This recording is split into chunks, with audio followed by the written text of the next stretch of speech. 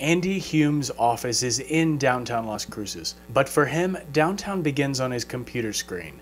Colored blocks and rows of numbers map out the central business district. He's the senior planner for the city of Las Cruces. I'm not an architect, but I got to know how a building is designed. I'm not a civil engineer, but I got to know how a road is designed and how a bridge gets built. I'm not a landscape architect, but I got to understand how landscaping features into the overall thing. So it's one of the reasons why I like planning, because I'm not any one of these other specialties, which are very important, but I get to learn about all of them and bring them all together in order to have this fully formed idea come out. The plan has been in place a number of years. Hume believes one of the plan's biggest accomplishments was opening Main Street to traffic. That was a huge investment. We're talking probably $6–7 million total investment. Rebuilding the roadway, putting in new utilities, because the utilities were decades old.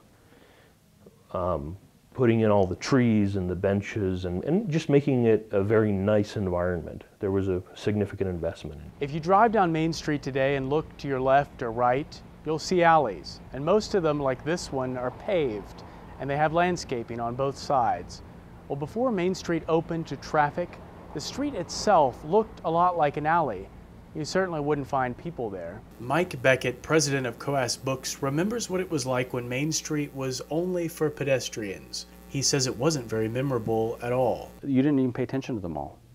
It was dark, quiet, nothing was happening. He moved a branch of his bookstore to Main Street in 1991. I mean, you could fire a cannon from end to end any time of the day and you wouldn't hit a thing. I mean, if Seoul, there was trees, but nobody was sitting there enjoying them. It was peaceful, which was the intent, but it didn't work. He explains the sort of conversations he had with visitors back then. I had a couple come in from, I don't know, it was Denmark or Germany or something, and they stopped me out front. This was when it was still the downtown mall, and they said, "Where's your Main Street?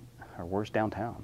And, "Well, you're in it." And they were like, "Well, that is very disappointing," because what they were doing is the first year they came to the United States, they went up to the northern part of New Mexico, experienced all that, and the second year they visited, they wanted to come to the southern part of New Mexico. So they naturally came to Las Cruces, being the largest city, and we're very disappointed. But now things are different. I'm more excited about the downtown right now than I've ever been. Even though Beckett doesn't live downtown, he says the area is still the face of Las Cruces in his mind. The beauty of a downtown is you don't have to live in it. Some people like to be right in the center of that, and that's not necessarily me, but it is some people. But it really reflects what a community is. For anyone living outside the central business district, that usually means driving in.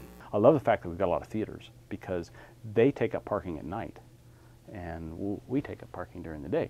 So there's this complementary use, because a lot of these lots are public. So you really have to play nice, otherwise rules start happening and then nobody's happy. Parking is something the city knows a lot about. It owns a majority of the lots in the district. Hume tells me just over 1/5 of downtown's 131 acres are city-owned, and many of those acres are striped asphalt. This is what I do. I'm way too old to start over. This is what I've chosen to do. I love what I do, and downtown's where I want to be. There's one more reason Beckett is betting on the future of downtown. He looks ahead to the next generation of business owners. Downtowns are incubators. Also, there are the place where you have mom and pops that represent the community. You're not going to go to another city in the West and see the same mix of businesses that you will in a downtown. Downtowns are where you see the one-of-a-kind, locally grown businesses. That's what makes downtown so fun. Sloan Patton, KRWG News, downtown Las Cruces.